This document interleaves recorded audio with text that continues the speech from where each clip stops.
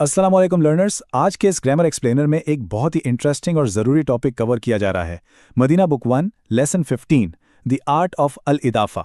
अगर कभी ये सोचा हो कि अरबिक में पोजेशन यानी मिल्कियत कैसे जाहिर की जाती है तो ये लेसन बिल्कुल उसी पर मबनी है। इसे मरहलावार, आसान और क्लियर शब्दों में ब्रेक डाउन किया जाएगा ताकि अरबिक बेसिक्स बिल्कुल सिंपल हो जाएं। तो चलिए बिस्मिल्लाह करते हैं। आज के इस सबक का एजेंडा कुछ इस तरह है। नंबर 1 इंट्रोडक्शन टू अल इदाफ़ा। नंबर 2 इसके पार्ट्स यानी मुज़ाफ एंड मुज़ाफ इलेह। नंबर 3 3 golden rules. Number 4 avoiding common mistakes. और आखिर में number 5 practice and summary. Section 1 introduction to अल इदाफ़ा। तो सबसे पहले समझते हैं कि अल इदाफ़ा दरअसल है क्या। बेसिक कॉन्सेप्ट ये है कि जब दो लफ्ज़ों को मिलाकर पोजेशन यानी बिलोंगिंग टू को शो करना हो तो ये स्ट्रक्चर यूज़ किया जाता है।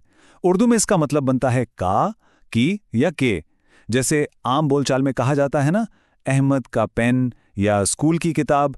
अरबिक में बस इसी ताल्लुक को अल इदाफ़ा कहा जाता है। Simply put, it expresses the relationship between two entities. ये बेसिकली एक टूल है जो अरेबिक में यूज होता है किसी शख्स और उसकी प्रॉपर्टी के दरमियान कनेक्शन दिखाने के लिए।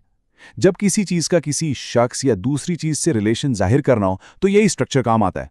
अरेबिक टेक्स्ट, स्पेशली कुरान मजीद को गहराई से समझने के लिए इस कनेक्शन को पहचानना बिल्कुल फंडामेंटल है, क्योंकि ये सेंटेंसेस की बुनियाद बनाता है।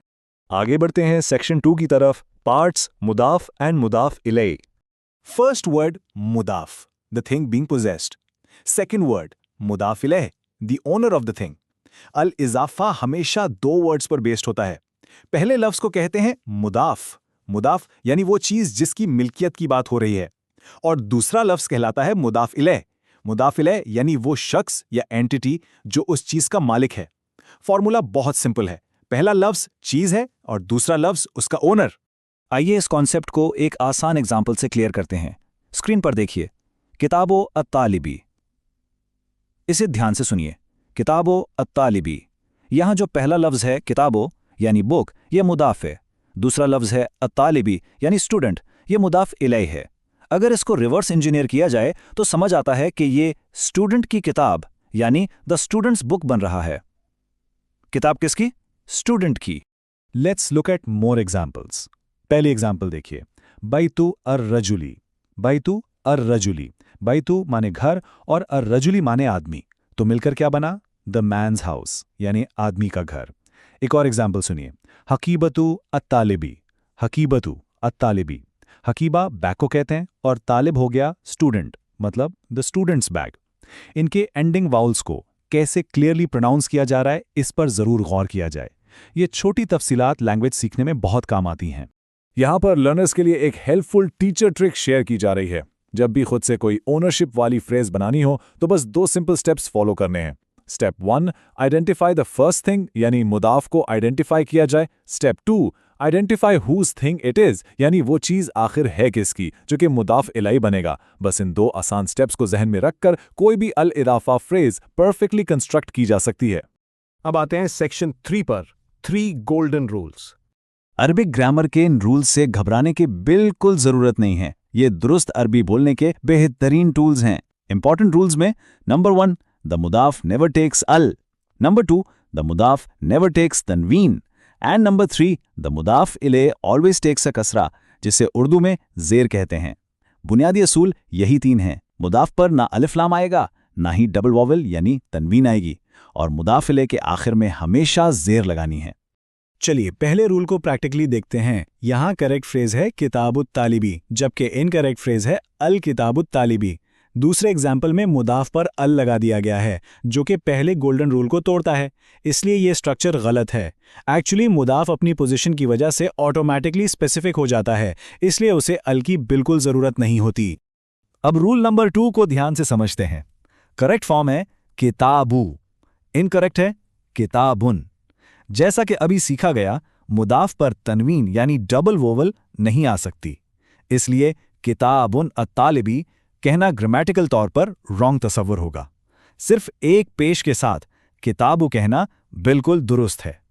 तनवीन आमतौर पर इनडेफिनिट नाउन्स के लिए होती है, जबकि यहां पोजेशन की वजह से एक खास मीनिंग बन रहा है।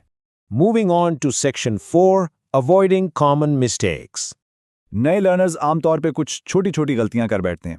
इन एरर्स को अवॉइड करना फास्ट लर्निंग की है। नंबर 1, एडिंग अल टू द मुदाफ। नंबर 2, एडिंग तनवीन टू द मुदाफ। और नंबर 3, जो सबसे ज्यादा कॉमन है, फॉरगेटिंग टू गिव अ कसरा यानी जेर टू द मुदाफ इलैह। लिखने या बोलने के दौरान अगर इस बात का खास ध्यान रखा जाए कि ओनर यानी मुदाफ इलैह के आखिर में जेर जरूर लगानी है, तो ग्रामर हमेशा परफेक्ट रहेगी। और अब आखिरी section, section 5, practice and summary. थोड़ी सी प्रैक्टिस के लिए अब टेस्ट किया जाएगा। सवाल यह है, हाउ डू वी ट्रांसलेट बैतो अल वलदी? इस फ्रेज को कैसे ट्रांसलेट किया जाएगा? बैतो अल वलदी, थोड़ा सोचिए। जी हां, बिल्कुल दुरुस्त। बैतो यानी घर और अल वलदी यानी लड़का, तो इसका सही तर्जमा है द बॉयज हाउस यानी लड़के का घर। एक और सवाल देखते हैं, हाउ डू वी ट्रांसलेट किताबो अल मुदर्रिसे? वाउल्स पर फोकस करना यहां बहुत हेल्पफुल होगा। किताबो अल मुदर्रिसे, बहुत उम्दा कोशिश। किताबो हो गई किताब और अल मुदर्रिसी का मतलब है टीचर, तो फ्रेज बन गई द टीचर्स बुक यानी उस्ताद की किताब। यहां मुदाफ इलैह के आखिर में आने वाली जेर क्लियरली बता रही है कि इस किताब का मालिक दरअसल टीचर है। चलो जी, एक क्विक लेसन समरी। अल इदाफा इक्वल्स मुदाफ प्लस मुदाफ इलैह। It gives the meaning of का, की, के and it's a simple 2-word structure for possession. पूरा सबक बस इन्हीं असूलों पे खड़ा है। अल इदाफा 2 हिस्सों से बनता है और मिल्कियत को शो करता है। आखिर में बस वो 3 गोल्डन रूल्स हमेशा ध्यान में रखने हैं। मुदाफ पर अल नहीं, तनवीन नहीं और मुदाफ इलैह पर हमेशा कसरा आएगी। What relationships of possession will you discover in Arabic text today? आज के इस एक्सप्लेनर को इस छोटे से चैलेंज के साथ एंड किया जाता है। आज जब भी कोई अरबिक टेक्स्ट पढ़ा जाए, बेशक वो कुरान पाक की तिलावत ही क्यों ना हो, उसमें मुदाफ और मुदाफ इलैह के स्ट्रक्चर्स को ढूंढने की कोशिश जरूर कीजिए। देखिए कि पोजेशन के कैसे कैसे खूबसूरत रिलेशनशिप्स सामने आते हैं। इस लर्निंग के सफर को पूरी एनर्जी के साथ जारी रखें। खुदा हाफिज। 30 दिन के इस खूबसूरत सफर में हमारे साथ जुड़े रहिए और पूरी कोशिश कीजिए कि एक भी दिन मिस न हो।